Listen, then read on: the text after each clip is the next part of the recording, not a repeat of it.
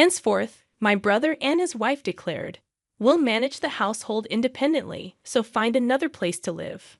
My mother, aligning herself with their decision, treated me as an impediment. Do they comprehend who has been footing the bills for the house? I never anticipated such disrespect. In the recesses of my mind, I resolved to take certain actions. I go by the name Carrie, a 30-year-old woman. Currently, I reside in my parents' home after returning from college. Initially, I ventured into the corporate world to forge my path, but the challenges overwhelmed me, prompting my return home. While initially navigating unemployment, I explored work-from-home opportunities. Armed with a scientific background, I embarked on a freelance engineering career. Commencing with modest projects, the income was meager, yet the experience of working independently was profoundly meaningful. In stark contrast to conventional employment, I could generate ample income without excessive social interaction. As my confidence grew, so did my workload and earnings. Within a year, my income rivaled that of a regular corporate employee. However, the predicament lay in my parents' understanding, especially my mother's reluctance to embrace my work-from-home lifestyle. My father grasped my explanation, but my mother, rooted in traditional beliefs, harbored apprehensions about what she couldn't fathom. Despite my earnest attempts to elucidate, my mother persisted with questions like, "How long do you plan on staying home?" and insinuations about the legitimacy of my online work. Despite presenting evidence of client emails and salary statements, my mother remained unconvinced. She suspected it to be some shady business or involvement in a dubious religion, despite the consistent payments and the legitimacy of my job. Despite my detailed explanations, my mother remained steadfast in her skepticism. She continually expressed concerns about the possibility of relying on unemployment benefits, emphasizing their impermanence.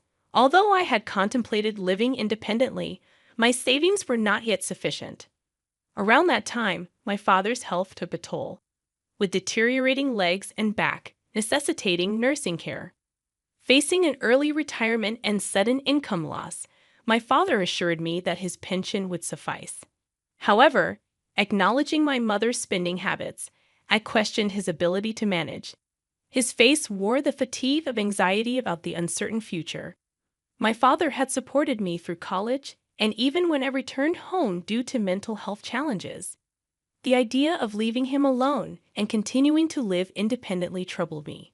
My mother, too, grappled with confusion over my father's sudden condition. Contemplating the situation, I felt a sense of responsibility and a desire to give back. Reassuring my father, I pledged to support the family from that point onward. He expressed surprise, doubting my income's adequacy, but I confidently showed him my stable financial situation. Grasping the reality, my father, who had always understood my circumstances, was taken aback by my newfound stability. Encouraged by his understanding, I offered to help with household expenses, medical bills, and other financial obligations. Each month, I transferred a certain amount to my father's bank account, shouldering a significant part of the financial burden. As my mother had been using my father's credit card, I created a new main card and provided her with a supplementary card. My father, mindful of saving money, urged my mother to follow suit. In response, my mother questioned whether I should be asked to leave the house.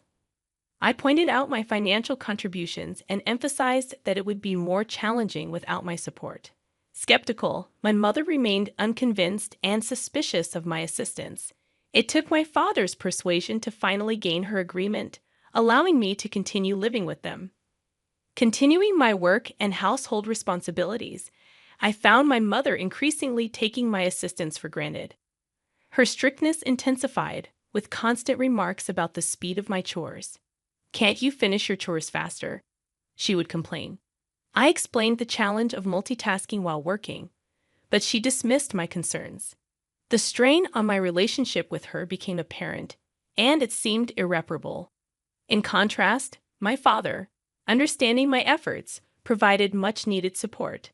Despite this strained dynamic, we persevered in this manner for a year. After a year, my father's health took a sudden downturn, requiring hospitalization. Visiting him daily, I shared moments of concern and reassurance.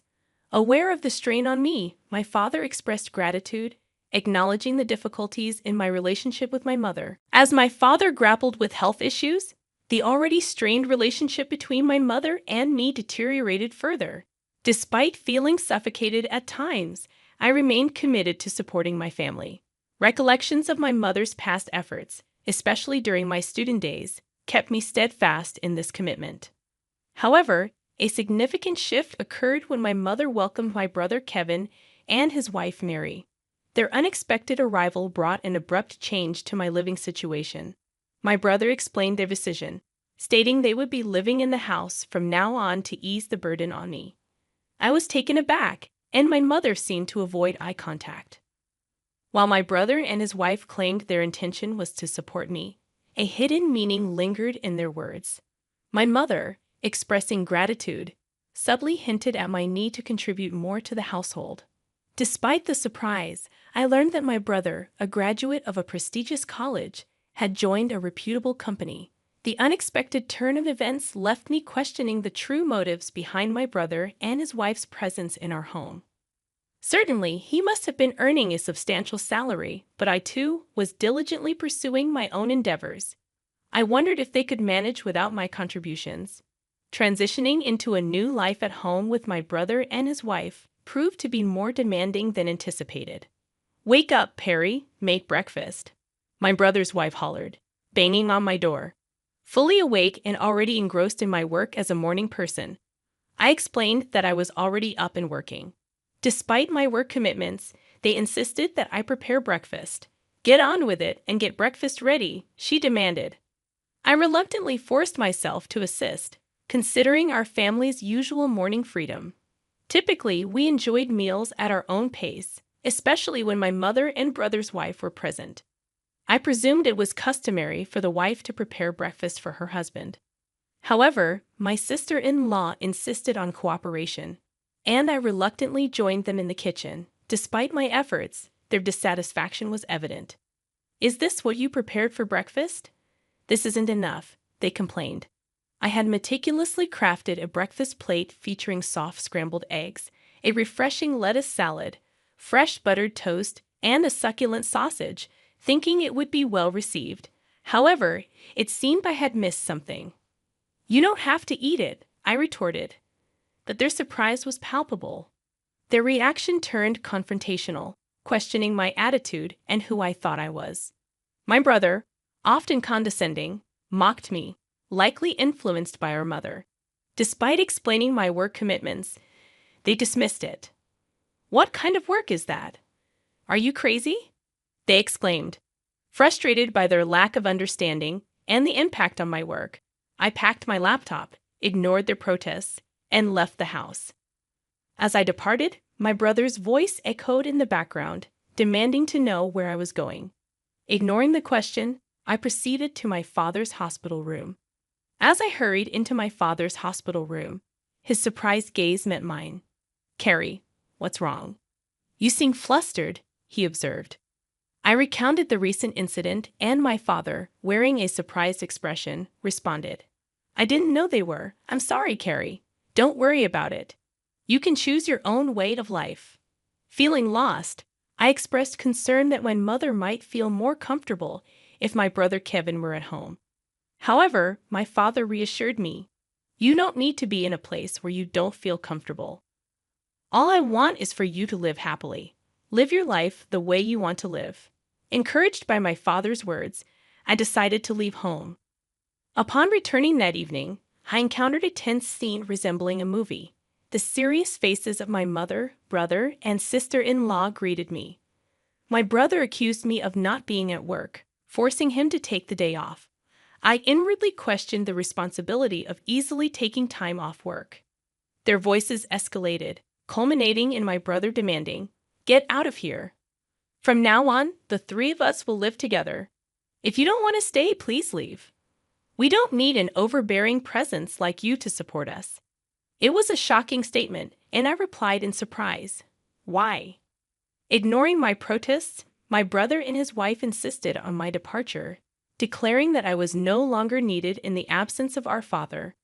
My mother, aligning with their sentiments, regarded me as a hindrance. The frustration intensified as they dismissed my involvement in the family's finances and prioritized their own concerns. Enraged by their insensitivity, I devised a plan. Initially, I transferred the money linked to the credit card my mother used daily to another account under my management. This subtle move aimed to surprise my mother when she could no longer access her credit card. I initiated a money transfer from my father's account, a crucial pillar supporting the family's financial stability. However, I ensured that only my father's medical expenses could be withdrawn from this separate account, unbeknownst to my mother. Consequently, a significant financial burden now rested on my brother and his wife. Though unaware of the intricate details of my brother's income, I was certain that he would feel the weight more than ever. After completing the necessary formalities, I gathered my belongings and declared my departure, saying, "I'm leaving this place." To my surprise, my mother, brother, and sister-in-law, who had been relentlessly harassing me, looked taken aback. Their astonishment revealed that they hadn't anticipated my decisive action, although, from the expressions on their faces, it seemed they were secretly enjoying the moment. As I announced my departure, they belittled me, expressing their relief. "You're finally leaving. We've never dealt with such a troublesome person. You're not coming back, are you?" In response, I asserted, "Of course not. Don't contact me." They smiled as I left the house, but I couldn't help but wonder what they would think after I had left. Embarking on a new life in a tranquil environment, I found solace and the freedom to enjoy my own time. Refreshed and focused, I immersed myself in my work. However, as expected, a call from my brother disrupted the peace. "I told you not to contact me. What's wrong?" I questioned. His voice conveyed surprise and urgency as he inquired about my involvement in the family's financial transactions. Confirming my role, I reminded him that I had mentioned my work several times, but neither he nor our mother had believed me. Expressing confusion, he admitted, "Well, Mom said a lot of things, and I was a little confused." Acknowledging that it wasn't my fault, he revealed a financial predicament. With my absence, they struggled to manage expenses, and my mother's spending had exacerbated the situation. Though sympathetic, I asserted, "I was able to support you in many ways because I was at home. I'm not there anymore, so you have to handle it, Carrie." I found myself in an unexpected situation when my brother contacted me, urgently requesting assistance in transferring money to his bank account. Perplexed, I asked if he was joking, given that he worked for a sizable company.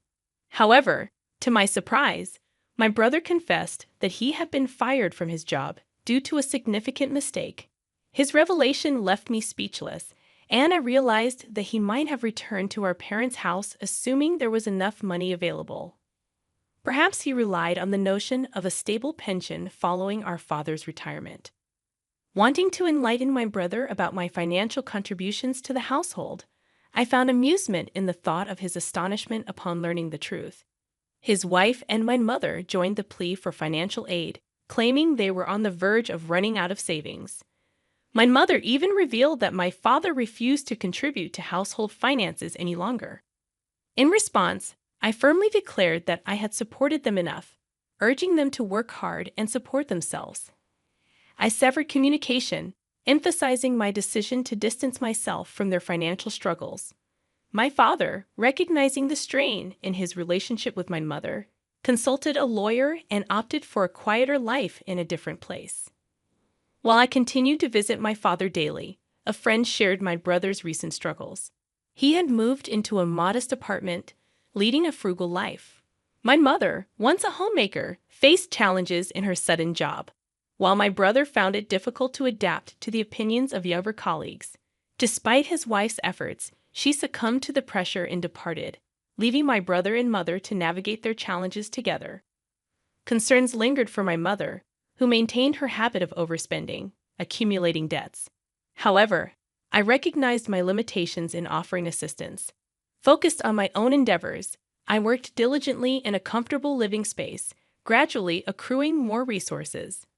Contemplating new ventures, I aim to spend quality time with my cheerful father, appreciating every moment with him.